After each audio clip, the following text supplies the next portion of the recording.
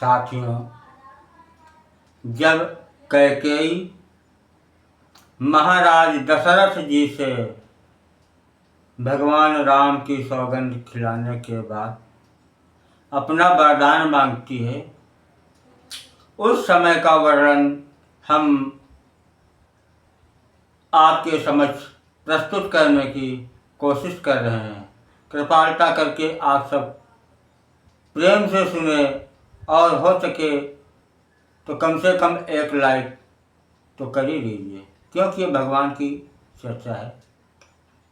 कैकेयी वरदान मांगती है, श्री राम जय राम जय जय राम, श्री राम जय राम जय जय राम, श्री महागणाधिपते नमः। कि सुनहु प्राणपति भावती जी का, देहु एक बर भरतहि टीका। हे स्वामी, मेरी इच्छा ये है, मेरे दिल को ये पसंद है कि आप जो है पहले वरदान में मेरे पुत्र भरत को राजगद्दी दें और मांगो दूसर बर कर जोरी, पुरवहु नाथ मनोरथ मोरी। मांगो दूसर बरु कर जोरी, पुरवहु नाथ मनोरथ मोरी। स्वामी, मेरा दूसरा वरदान है कि तापस वेश विशेष उदासी, 14 बरिस राम बनवासी। 14 बरस राम बनवासी। सुनु मृदु बचन भोपहिय शोको, शशिकर छुवत विकल जिमि को। दूसरा वरदान मेरा है कि तपस्वियों के वेश में विशेष उदासीन भाव से, राज और कुटुंब आदि की ओर से भली भांति उदासीन होकर विरक्त मुनियों की भांति राम 14 वर्ष वन में निवास करें। कैकेयी के कोमल विनयुक्त वचन सुनकर राजा के हृदय में ऐसा शोक हुआ जैसे चंद्रमा की किरणों के स्पर्श से चकवा विकल हो जाता है। गयो सह में नहीं कछु कही आवा, जनु सचान बन झपटे उलावा। विवरण भयो निपट नर पालो, दामिनी हन्यु मनहु तरुतालो। राजा सहम गए, उनसे कुछ कहते न बना, मानो बाज वन में बटेर पर झपटा हो। राजा का रंग बिल्कुल उड़ गया, मानो ताड़ के पेड़ को बिजली ने मारा हो। जैसे ताड़ के पेड़ पर बिजली गिरने से वह झुलसकर बदरंगा हो जाता है, वही हाल राजा का हुआ। कि माथे हाथ मूंद दौलोचन, तनु धरि सोच लाग मन जनु सोचन। मोर मनोरथ सुरतर फूला, फरत करनी जिमि हत्यु समूला। माथे पर हाथ रखकर दोनों नेत्र बंद करके राजा ऐसे सोच करने लगे मानो साक्षात सोच ने शरीर धारण कर सोच कर रहा हो। मेरा मनोरथ रूपी कल्प वृक्ष फूल चुका था, परंतु फलते समय कैकेयी ने हथिनी की तरह उसे जड़ समेत उखाड़ दिया। अवध उजारी कीन कैकेयी, दिशि अचल विपत्ति कैनेयी। कैकेयी ने अयोध्या को उजाड़ कर दिया और विपत्ति की अचल सुदृढ़ नींव को रख दिया। कवने अवसर का भयउ, गयउ नारी विश्वास। योग सिद्ध फल समय जिमि, जति अविद्या नाश। किस अवसर पर क्या हो गया, स्त्री का विश्वास करके मैं वैसे ही मारा गया जैसे योग की सिद्ध रूपी फल मिलने के समय योगी को अविद्या नष्ट कर देती है। यही विधिराव, यही विधिराव, मन ही मन झांका। देख कुभाती कुमति मन माखा। भरत की और पूत न होही, आन मोल बिसाही की मोह। इस प्रकार राजा मन ही मन झीक रहे हैं। राजा का ऐसा बुरा हाल देखकर दुर्बुद्ध कैकेयी मन में बुरी तरह से क्रोधित हुई और बोली, क्या भरत आपके पुत्र नहीं हैं? क्या मुझे आप दाम देकर खरीद लाए हैं? क्या मैं आपकी विवाहिता पत्नी नहीं हूं? जो सुनि सर्वस लाग तुम्हारे, काहे न बोलहूं बचन समारे।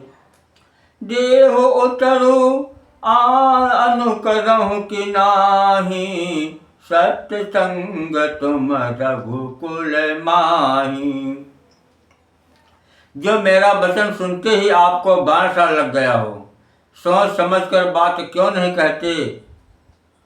उत्तर दीजिए, हाँ कीजिए, नहीं तो नाही कर दीजिए। आप रघुवंश में सत्य प्रतिज्ञा वाले हैं।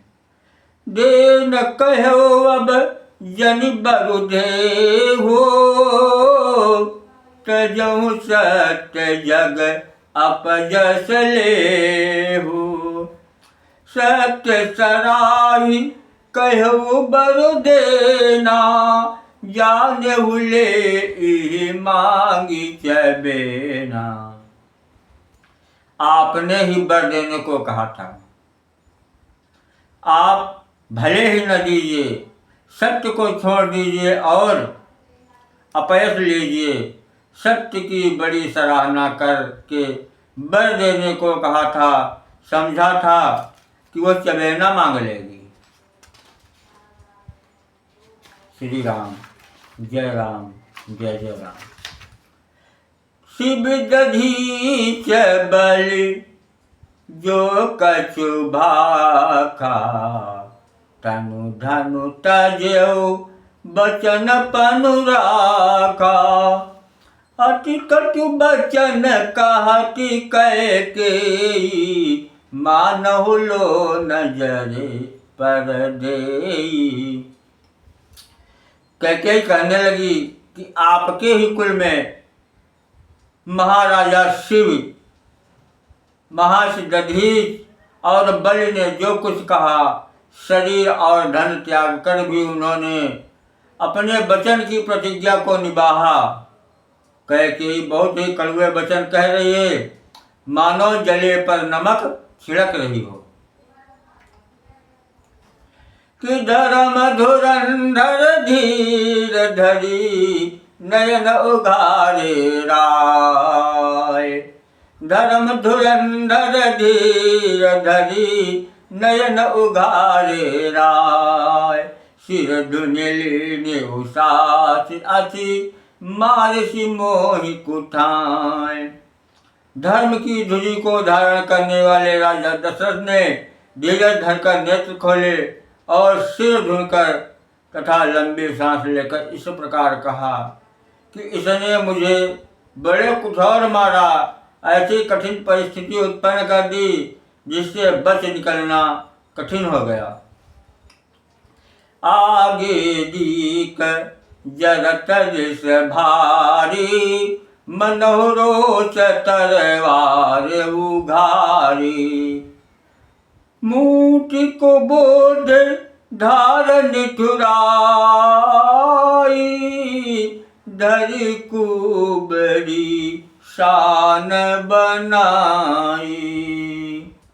प्रचंड क्रोध से जलती हुई कैकेयी सामने इस प्रकार दिखाई पड़ी, मानो क्रोध रूपी तलवार नंगी म्यान के बाहर हो। कुबुद्ध उस तलवार की मूठ है, निष्ठुरता धार, और वह कुबरी मंथरा रूपी शान धरकर तेज की हुई है। लखी महीप कराल कठोरा, सत्य की जीवनु ले इह मोरा। बोले राव कठिन करि छाती, बानी सब विनय तासु सुहाती। राजा ने देखा कि वो तलवार बड़ी ही भयानक और कठोर है, और सोचा क्या सत्य ही यह मेरा जीवन लेगी। राजा अपनी छाती कड़ी करके बहुत ही नम्रता के साथ कैकेयी को प्रिय लगने वाली वाणी बोले। महाराज दशरथ कहने लगे कि प्रिया बचन कस काहसी कुभांति, भीर प्रतीत प्रीत करिहाती। मोरे भरत राम दुई आँखी, सत्य कहूँ करि शंकर साखी। राजा कहने लगे, हे प्रिय, हे भीर, विश्वास और प्रेम को नष्ट करके ऐसी बुरी तरह के वचन कैसे कह रही हो। मेरे तो भरत और रामचंद्र दो आंखें हैं, अर्थात एक से हैं। यह मैं शंकर जी की साक्षी देकर सत्य कहता हूँ। और अवश्य दूत मैं पठ इब भ्राता, ऐ बेग सुनत दो भ्राता। हे रानी, मैं सवेरे ही दूत को भेज दूंगा और सुनते ही दोनों भाई आ जाएंगे। सुदिन सोधी सब साज सजाई, देहु भरत कहूँ राजू बजाई। और शुभ मुहूर्त सोचकर सब तैयारी करके डंका बजाकर मैं भरत को राज्य दे दूंगा। लोभ न राम ही राज कर, बहुत भरत पर प्रीत। मैं बड़ छोट विचारी जिय, करत रहो नृपनीति। राम को राज्य का लोभ नहीं है, पर भरत उनका बड़ा ही प्रेम है। मैं ही अपने मन में बड़े छोटे के विचार करके राजनीति का पालन कर रहा था, बड़े को राजतिलक देने जा रहा था। राम शपथ सत कहो सुभाओ, और राम मातु कछु कहो न काऊ। मैं सबके न तो ही बिनु पूछे, तेहि ते परऊ मनोरथ छूचे। राम की 100 बार सौगंध खाकर मैं स्वभाव से ही कहता हूँ कि राम की माता कौशल्या ने इस विषय में मुझसे कभी कुछ नहीं कहा। अवश्य ही मैंने तुमसे बिना पूछे ये सब किया, इसी से मेरा मनोरथ खाली गया। ऋष परिहरु अब मंगल साजू, और कछु दिन गए भरत युवराजू। एक ही बात मोहि दुख लागा, बर दूसर अस मंजस मांगा। अब क्रोध छोड़ दे और मंगल साज सज, कुछ ही दिनों बाद भरत युवराज हो जाएंगे। एक ही बात का मुझे दुख हुआ कि तूने दूसरा वरदान बड़ी अड़चन का मांगा। अजहूँ हृदय जरत ही आचा, ऋष परिहास की सांचे हु सांचा।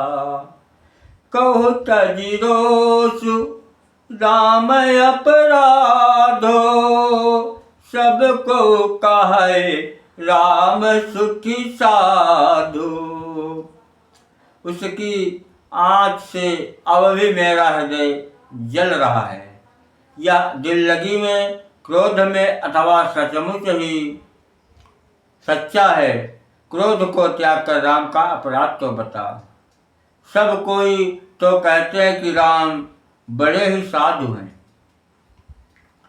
तो सराहसी कर शिष्य ने हो, अब सुनि मोहि भयउ संदेहु। जासु स्वभाव अरिह अनुकूला, शोक में करहि मातु प्रतिकूला। तू स्वयं भी राम की सराहना करती है और उस पर स्नेह किया करती थी। अब यह सुनकर मुझे संदेह हो गया कि तुम्हारी प्रशंसा और स्नेह कहीं झूठे तो न थे। जिसका स्वभाव शत्रु को भी अनुकूल है, वह माता के प्रतिकूल आचरण क्यों कर करेगा। जय सिया राम।